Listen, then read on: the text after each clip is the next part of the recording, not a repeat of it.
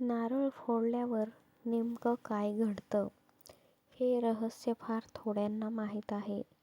नमस्कार. तुम्ही देवासमोर नारळ फोडता, पण कधी लक्ष दिलं आहे का, नारळ फोडल्यानंतर मन अचानक शांत का होतं?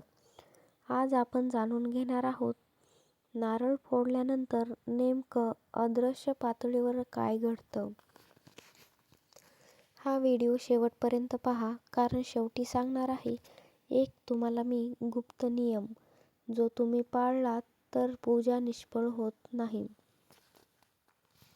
नारळ फोडल्यावर नकारात्मक ऊर्जा का निघून जाते? शास्त्रानुसार नारळामध्ये जलतत्व जास्त प्रमाणात असतं. जलतत्व म्हणजे भावना, दुःख, भीती आणि अडथळे. जेव्हा नारळ फोडला जातो तेव्हा या भावना देवाच्या चरणी विसर्जित होतात. म्हणूनच नारळ फोडल्यानंतर डोळ्यात नकळत पाणी येतं आणि मन हलकं होतं. कुंभ आणि नारळ यांचा संबंध काय? नारळ म्हणजे कुंभाचं प्रतीक आहे. कुंभ म्हणजे पूर्णता, कुंभ म्हणजे समर्पण. देवासमोर नारळ अर्पण करणं म्हणजे काय? माझं संपूर्ण जीवन, माझ्या चुका, मी केलेली पाप, माझी वेदना, सर्व काही तुझ्या हवाली असं आपण नारळ फोडतो आणि ते देवाच्या हवाली करतो. का प्रत्येक देवतेला नारळ चालतो? फुलं, धूप, नैवेद्य काही विशिष्ट देवतेसाठी असतात, पण नारळ सर्व देवतांना स्वीकार्य असलेलं आहे. कारण नारळामध्ये अहंकार नाही, वासना नाही, भेदभाव नाही, म्हणून नारळाला सर्वात शुद्ध अर्पण मानलं जातं. नारळ फुटत नसेल तर काय संकेत असतो? कधी कधी नारळ फोडताना नारळ फुटतच नाही, उलट पडतो, उलट उडतो, हातून निसटतो. हे शुभ की अशुभ आहे? शास्त्र सांगतं त्यावेळी मन पूर्ण शुद्ध नसतं, जेव्हा नारळ फुटत नाही किंवा त्यांची इच्छा स्पष्ट नसते. म्हणून अशा वेळी थोडा वेळ थांबा,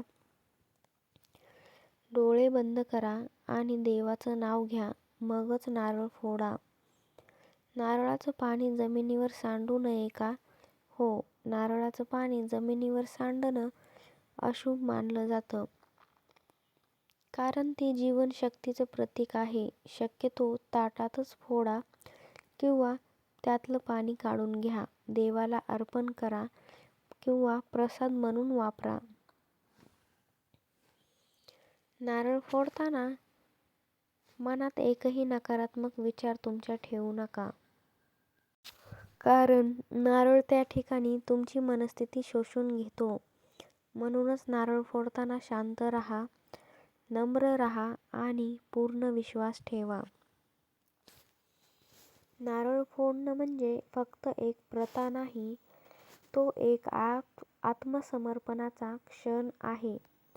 म्हणून आजपासूनच तुम्ही नारळ फोडताना लक्षात ठेवा हे रहस्य आणि बघा देव कसा तुम्हाला योग्य मार्ग दाखवतो, अचूक मार्ग दाखवतो. देवावरती विश्वास ठेवा आणि देवाचं नामस्मरण दररोज करायला विसरू नका.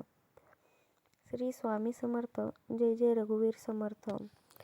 व्हिडिओ आवडला असेल लाईक करा, शेअर करा आणि कमेंटमध्ये स्वामी समर्थ लिहायला विसरू नका. त्यांची कृपा तुमच्या परिवारावरती सदैव राहू. धन्यवाद.